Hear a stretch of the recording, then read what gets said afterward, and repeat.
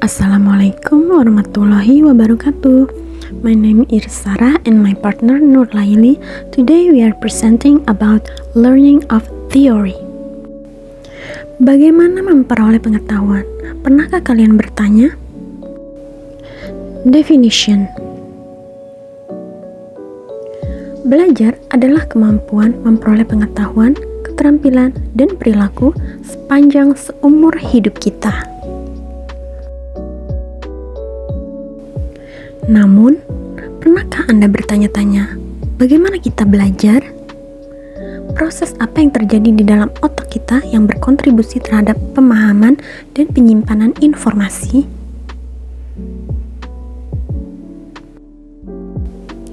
Dalam presentasi artikel ini, kita mempelajari teori pembelajaran atau learning of theory, sebuah eksplorasi berbagai perspektif dan teori psikologis yang berupaya menjelaskan bagaimana pembelajaran terjadi. Teori primer atau teori utama. There are 5 primary educational learning theories. Yang pertama, behaviorism. Menurut Whitney, behaviorism theory of learning, teachers must learn how to teach. They need only to be taught more effective ways of teaching. Sumbangan teori behaviorism dalam bidang pendidikan. Implikasi teori pelaziman Pavlov dalam PNP. 1. Gerak balas positif dapat dipupuk melalui pelaziman klasik. 2. Pada asalnya digunakan dalam bidang fisiologi, namun diaplikasikan dalam bidang tingkah laku pembelajaran manusia. 3. Juga digunakan untuk belajar simbol matematik. 4. Untuk mengajar dengan berkesan, guru perlu mengaitkan pengalaman positifnya. Tokoh-tokoh yang terlibat dalam teori behaviorism. Tokoh teori pelaziman klasik: Ivan Petrovich Pavlov and John Brothers Watson. Tokoh pelaziman operan: Edward Lee and Bruce Frederick Skinner. Jadi, kesimpulannya, teori belajar behaviorism adalah belajar merupakan perubahan perilaku peserta didik sebagai hasil dari proses pembelajaran. Perubahan perilaku tersebut terjadi karena adanya interaksi antara stimulus dan respon.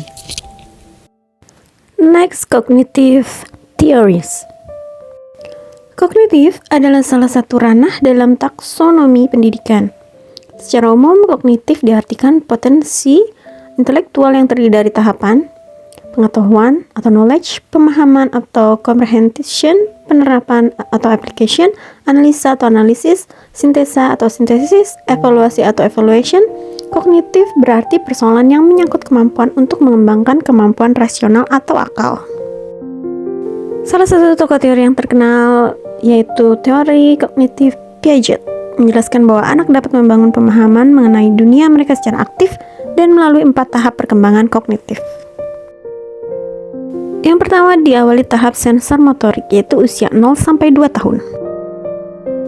Tahap kedua yaitu tahap pra-operasional, usia 2-7 tahun.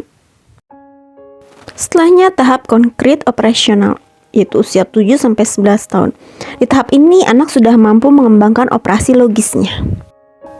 Lalu tahap formal operasional di usia 11-5 tahun. Tahap ini anak telah memiliki kemampuan untuk berpikir secara abstrak, menalar secara logis, serta menarik kesimpulan dari informasi yang tersedia.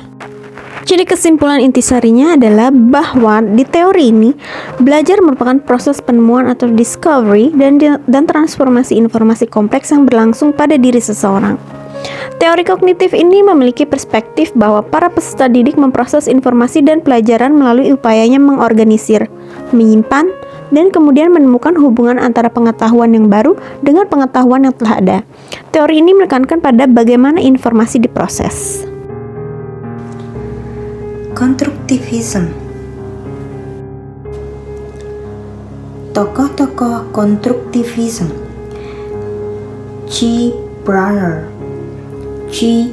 Dewey, Piaget, Vygotsky. Salah satu tokoh yang terkenal adalah Jean Piaget. Menurutnya, pengetahuan tidak diperbolehkan secara pasif oleh seseorang, melainkan melalui tindakan.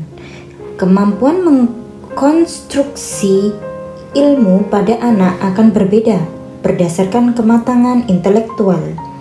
Pada teori ini, konsekuensinya adalah siswa harus memiliki keterampilan untuk menyesuaikan diri.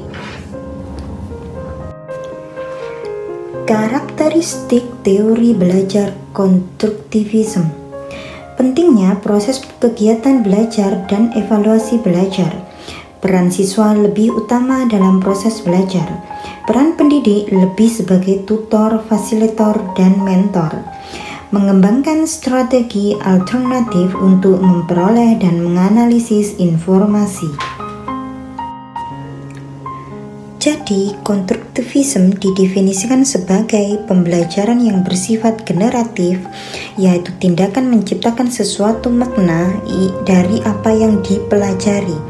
Konstruktivisme lebih memaknai belajar sebagai kegiatan manusia membangun dan menciptakan pengetahuan dengan memberi makna pada pengetahuan sesuai dengan pengalamannya. Teori pembelajaran humanisme. Teori belajar humanistik adalah suatu teori dalam pembelajaran yang mengedepankan bagaimana memanusiakan manusia serta peserta didik mampu mengembangkan potensi dirinya.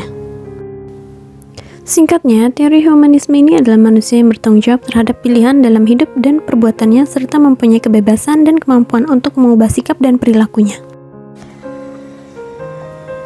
Connectivism.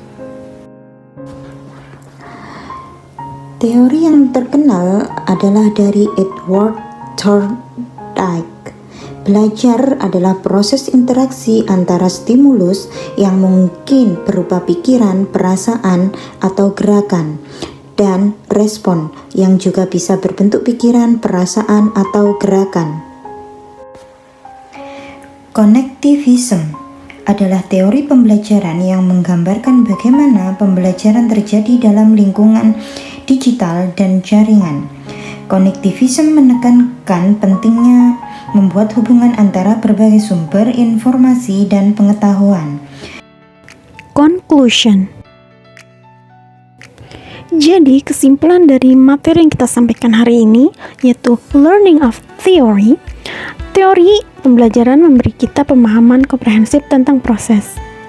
Belajar adalah kemampuan memperoleh pengetahuan, keterampilan, dan perilaku sepanjang seumur hidup kita. Thank you for watching.